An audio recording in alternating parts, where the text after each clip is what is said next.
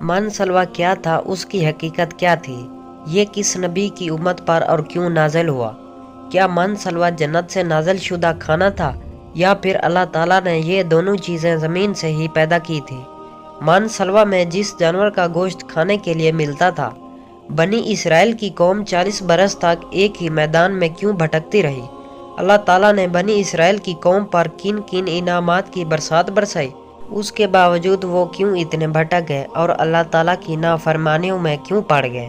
بنی اسرائیل ایک ایسی قوم گزری ہے کہ جس پر اللہ تعالیٰ نے بے شمار انبیاء کرام علیہ السلام بھیجے، مگر یہ قوم راہ راست پر نہیں آئی اور اللہ کی نافرمانیوں میں مشغول رہی۔ اللہ تعالیٰ نے بنی اسرائیل پر بے شمار انعامات کی برسات بھی فرمائی۔ قرآن مجید سورۃ بقرہ ایک آیت میں ارشاد باری تعالیٰ ہے، اور ہم نے تم پر بادل کا سایہ کیا اور تم پر من سلوا اتارا اور کہہ دیا کہ ہماری دی ہوئی پاکیزہ چیزیں کھاؤ، اور انہوں نے ہم پر ظلم نہیں کیا، البتہ وہ خود اپنے جانوروں پر ظلم کرتے تھے۔ جب فرعون دریائے نیل میں غرق ہو گیا تو اللہ تعالیٰ نے بنی اسرائیل کو حکم فرمایا کہ قوم عمالقہ سے جنگ کر کے ملک شام کو آزاد کرو، کیونکہ یہ قوم نہایت ظالم اور جنگ کی مہر تھی۔ اس کے باوجود ان 6 لاکھ بنی اسرائیلوں نے جنگ سے انکار کر دیا، اور اس نافرمانی کی یہ سزا ملی کہ وہ 40 سال تک 27 میل کے رقبے پر مشتمل ایک ہی میدان میں بھٹکتے رہے۔ وہ لوگ سامان اٹھا کر سارا دن چلنے کے بعد رات ایک جگہ پر پہنچ جاتے، اور جب صبح ہوتی تو وہ وہیں موجود ہوتے جہاں سے چلتے تھے۔ اس جگہ کو میدان طیہ یعنی بھٹکنے پھرنے کی جگہ کہا جاتا ہے۔ اللہ کے پیغمبر حضرت موسیٰ علیہ السلام بھی اسی میدان میں تشریف فرمان تھے۔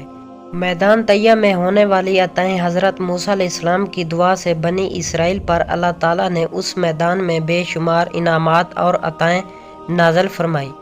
بنی اسرائیل کے کھانے کے لیے ہفتے کے دن کے علاوہ روزانہ آسمان سے 2 کھانے اترتے، جنہیں من اور سلوا کہا گیا۔ سلوا کے بارے میں مفسرین کے مختلف اقوال، بے من کے بارے میں صحیح قول یہ ہے کہ یہ ترن جبین کی طرح ایک میٹھی چیز تھی، جو روزانہ صبح صادر سے طلوع آفتاب تک ہر شخص کے لیے ایک حصہ یعنی تقریباً 4 کلو بقرر اترتی، اور لوگ اس کو چادروں میں لے کر دن بھر کھاتے رہتے۔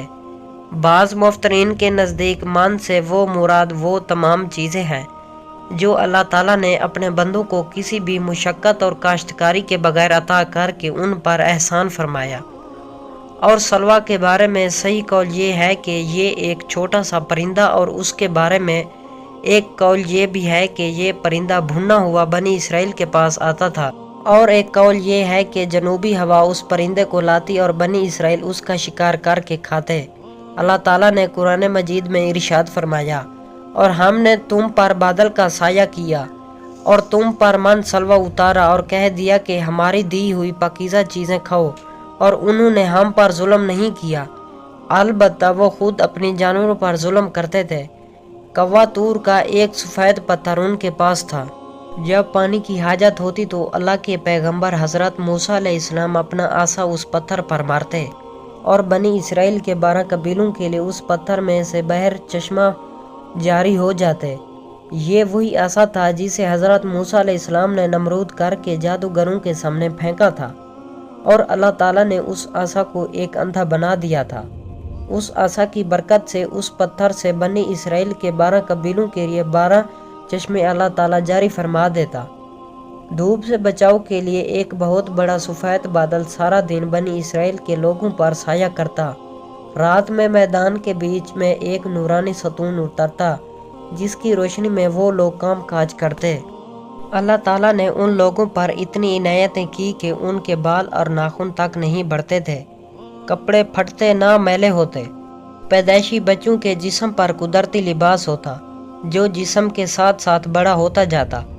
من ایک میٹھی چیز تھی جو فجر کے وقت سے سورج نکلنے تک ہر شخص کے لیے 4 کلو اترتی تھی۔ جب بنی اسرائیل یہ میٹھی چیز کھا کر اکتا گئے تو انہوں نے آپ علیہ السلام کی دربار میں شکایت کی، جس کے بعد ان کے لیے سلوا اتارا گیا جو ایک بھنا ہوا چھوٹا پرندہ تھا۔ بعض مفسرین نے اس پرندے کے حوالے سے لکھا کہ یہ تتر تھا، اور بعض نے لکھا کہ یہ بٹیر تھا۔ من سلوا کے حوالے سے روایت میں آتا ہے کہ یہ ایک ایسا کھانا تھا جو انتہائی آسان سے ہضم ہو جاتا تھا، رنگ، خوشبو اور ذائقے میں بے مثال تھا۔ ہر طبیعت مزاج کو موافق آتا تھا۔ پھر اللہ تعالیٰ نے بنی اسرائیل کو نافرمانی کی سزا دی، کیونکہ حضرت موسیٰ علیہ السلام کا حکم تھا کہ کھانا روز کا روز کھا لیا جائے، سوائے جمعہ کے کل کے لیے بچا کر نہ رکھا جائے کہ ہفتہ کو من سلوہ نازل نہیں ہوتا تھا۔ مگر بعض ضعیف التقاء لوگوں کو یہ ڈر لگنے لگا کہ اگر کسی دن من سلوہ نہ اترا تو لوگ اس میدان میں بھوکے مر جائیں گے۔ چنانچہ ان لوگوں نے کچھ چھپا کر کل کے لیے رکھ لیا۔